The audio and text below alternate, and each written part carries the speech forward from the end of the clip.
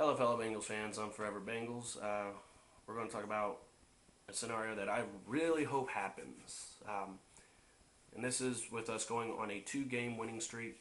Well, actually, it'd be a four-game winning streak, considering that the past two games that we won. But we win these next two games, clinch the number two seed, and get to a point where we want to rest our starters.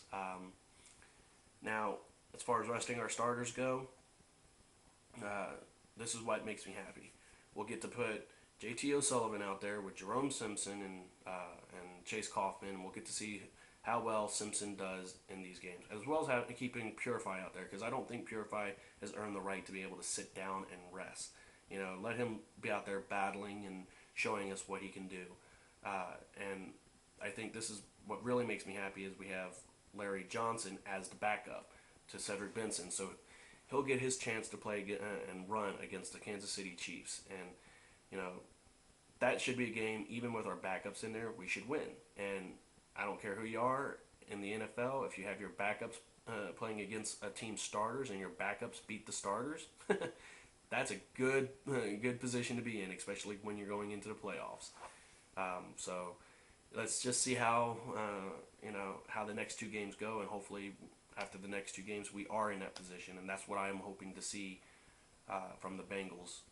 And after these next two games, that'd be the scenario that I want. I want to see against the Kansas City Chiefs when they come to town to have JT O'Sullivan play and have Maurice Purify, Jerome Simpson, even Quan Cosby out there with Larry Johnson in the backfield running, and then with the line, just keep rotating the line, and that way everyone stays fresh.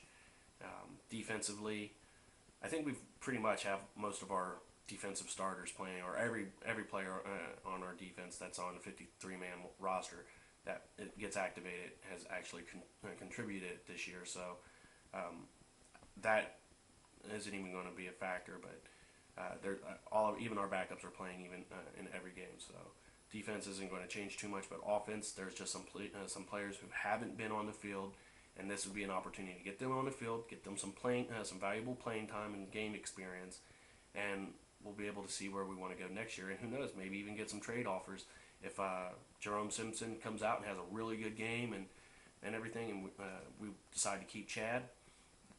I can see us trading Jerome Simpson for either draft picks or maybe for a player that we could use. But all in all, that's the scenario that I'm looking forward to seeing when we play the Kansas City Chiefs. And of course, it depends upon us winning these next two games. And if we win one of these next two, then we clinch the division. But when you're looking at the first round bye and the number two seed, we have to win the next two games, and that put us against the Kansas City Chiefs for the clinch. But with what the players we have, we should be able to clinch against the Kansas City Chiefs, and then we'd have the game with the Jets, which it doesn't matter if we win or lose. I don't care. And it'd be nice to see our backups beat the Jets and end the season at 13-3. So all in all, I'm happy with the season, and even if we don't end at 13-3, if we win the next two games and we end it at 12-4, it makes me happy to know that Skip Bayless will owe Chad Ochocinco the biggest apology for not believing in the team, because Chad Ochocinco said at the beginning of the year 12-4 will be our final record, and Skip Bayless said that he could see us winning going 8-8, and then after we beat the Steelers and beat the Baltimore Ravens and did so well at the break, going into the bye, he said that we could probably finish 9-7, possibly 10-6, but we won't do any better than that. So here's an opportunity for us to beat Skip Bayless and make him have to crow up to Chad Ochocinco.